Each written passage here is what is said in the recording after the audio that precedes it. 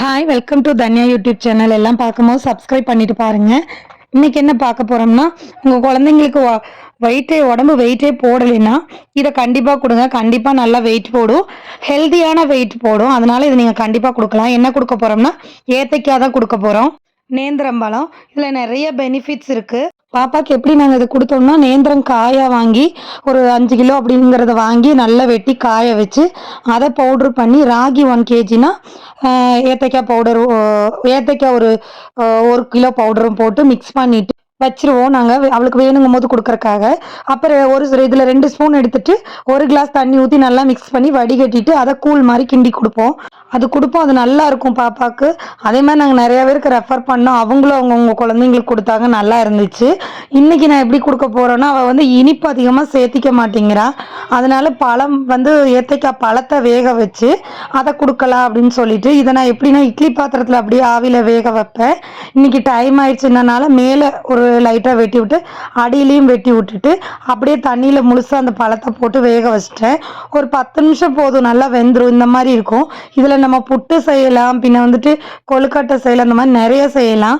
நான் பாப்பாவுக்கு இன்னைக்கு வந்து இதை நல்லா வெட்டி இதை தோல் ஃபுல்லாக உரிச்சிட்டு நல்லா மசிச்சுட்டு லைட்டாக பால் ஒரு 2 ஸ்பூன் ஊற்றி நல்லா மசிச்சுட்டு ஊட்டி கொடுத்தேன். அவள் சாப்பிட்டுக்கிட்டா. ஃபஸ்ட்டு வந்து திகட்டுற மாதிரி பண்ணா, ஆனால் சாப்பிட்டுக்கிட்டா.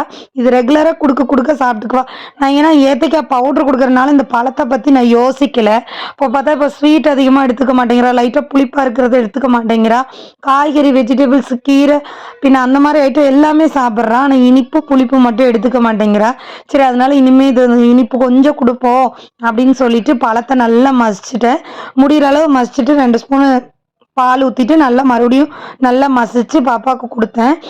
இல்லைன்னா நீங்கள் இப்படி உங்கள் குழந்தைக்கு மிக்சியில் ஒரு அடி அடித்து நல்லா பால் ஊற்றி மிக்சியில் அடிச்சுட்டு கூட கொடுக்கலாம். 8 மந்த்து 7 மந்த் பேபிஸ்க்கு அப்படி கொடுக்கலாம்.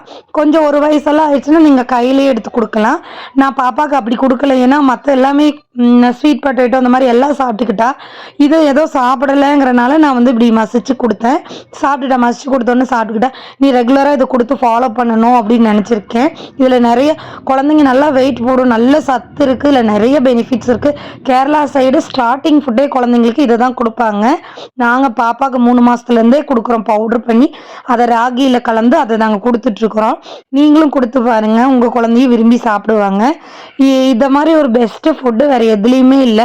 நான் கண்டிப்பாக உங்களுக்கே ஒரு 20 டேஸில் தெரியும். உங்கள் குழந்தைங்களோட வெயிட்டு பற்றி உங்களுக்கு ஒரு 20 டேஸ்லேயே தெரியும். 100% வந்து இது மாதிரி நல்ல ஹெல்த்தியான ஃபுட்டு எதுவுமே கிடையாது.